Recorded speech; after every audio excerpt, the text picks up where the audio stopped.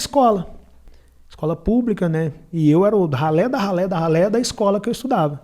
Aí chego lá na escola, os garotos começam a falar que carne era gostoso.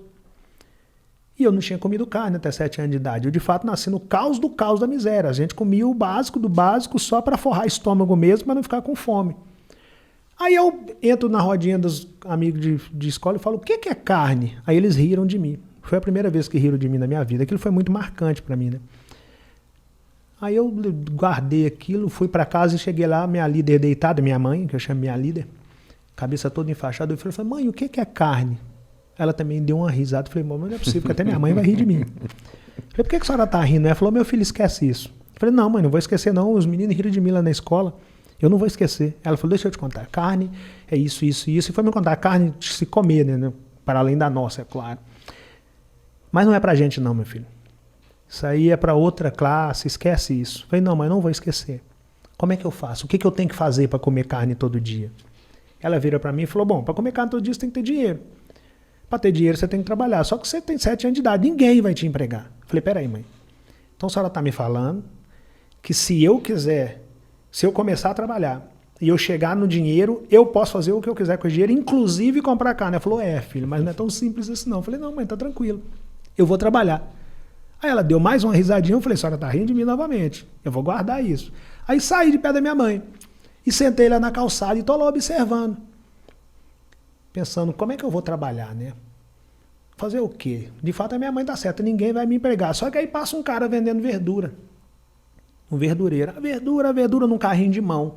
E para na porta de uma casa e oferece verdura para uma senhorinha chamada Dona Conceição. Aí, pela primeira vez na minha vida, eu vi aquela cena clássica, a mercadoria passando para um lado e o dinheiro passando para o outro. Quando eu vi aquele cara pegando o dinheiro, eu falei, opa, esse cara tem dinheiro. Esse cara pode comprar carne. Eu já tinha um lugar que eu queria chegar, comprar carne. Eu nem sabia que aquilo poderia ser propósito, que aquilo poderia ser um projeto, não sabia. Eu só sabia que eu queria comer carne. Falei, eu quero perguntar a esse cara como que ele chegou nessa verdura. Aí eu esperei ele fazer o atendimento dele, quando ele passou perto de mim, eu falei, moço, como é que o senhor fez para chegar nessa verdura? Ele virou para mim e falou, olha meu filho, eu tenho uma equipe. Falei, esse negócio de equipe deve ser importante. É a terceira vez que eu ouço essa palavra. Falei, me explica a sua equipe, moço. Ele falou, bom, eu tenho um financeiro, que é quem compra a semente, eu tenho uma pessoa que planta, depois da pessoa que planta eu tenho uma que cultiva e depois eu tenho uma pessoa que colhe e eu sou o cara que vende. Quando ele falou eu sou o cara que vende, falei, não, então eu quero ser o cara que vende, porque na minha mente o cara que vende era o cara que pegava no dinheiro, e o cara que pegava no dinheiro era o cara que podia comprar carne. Então eu só queria comer minha carne, né? Falei, eu quero ser o cara que vende. Ele deu uma risadinha, eu falei, o senhor é o quarto cara que ri de mim, mas eu vou comer minha carne, você vai ver.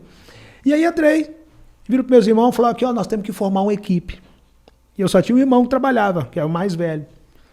E meu pai nos ensinou aquela ideia que eu falei no início, de que se por um lado não tínhamos muita coisa, por outro lado nós tínhamos uns aos outros. Então, por mais surto que fosse a ideia de eu falar que nós precisamos formar uma equipe, eles já tinham escutado a palavra equipe do meu pai, do nosso líder, então já não era novidade para eles aquela palavra e também não era um surto eu estar falando aquilo, sendo filho de quem nós éramos. Nós somos, na verdade. Falei, Ringo, você é o único que trabalha. Você compra semente, você vai ser meu financeiro. Uma criança falando com o irmão que ia ser financeiro. Você, Cláudio, vai plantar. Você, Dila, vai cultivar. Você, Romenigo, vai colher. E eu vou ser o cara que vende. Aí plantamos uma horta. Aí no outro dia amanheceu, eu fui lá, cadê o alface? Falei, não entendendo. O cara falou que era só plantar. Aí voltei no outro dia, cadê o alface? Voltei no outro, cadê uma semana depois, cadê o alface? Essa parte meu pai não me contou, nem o cara da verdura me contou. Não nasce alface da noite pro dia. Existe um negócio chamado percurso natural das coisas acontecer. E aí você tem que ser paciente com o processo. Eu comecei a regrar todo dia e esperar. E ali eu não sabia, mas eu começava a desenvolver o controle emocional, de esperar o tempo necessário para que as coisas naturalmente acontecessem, desde que eu não tivesse abandonado o que eu tinha plantado e não tivesse deixado de cultivar aquilo que eu tinha plantado, para que eu pudesse colher quando aquilo crescesse de maneira saudável. Inclusive, eu queria até aproveitar esse gancho para falar sobre a questão de vender, né, do vendedor, né? Porque, assim, por muito tempo, a profissão de vendedor foi vista meio com desdém pela galera, né? Tipo, pô, eu sou o quê? Ah, eu sou vendedor. Pô, o cara é o quê? Vendedor. Mas, na verdade, tudo que a gente faz hoje em dia é venda, né? A gente vende ideias, a gente vende, enfim, produtos, né? A gente está aqui vendendo o nosso trabalho, né, tal. E a gente precisa desenvolver isso nas pessoas, né? A necessidade dela entender que não, você precisa se vender, né? Então tudo acaba sendo uma relação de venda, né? Seja de um produto, seja de ideias, né? E a atitude de um bom vendedor faz a diferença de um cara de sucesso ou não, né? Então é uma coisa que você teve desde criança, né? Essa visão da venda, né? De ser importante, de ter isso como uma importância para você, né? Eu costumo dizer, inclusive era até nessa parte que eu ia entrar, da parte da minha infância, que logo depois que o alface cresceu e eu comecei a vender, eu vendi tudo no primeiro dia. E no primeiro dia que eu vendi tudo, eu parei numa casa de carne.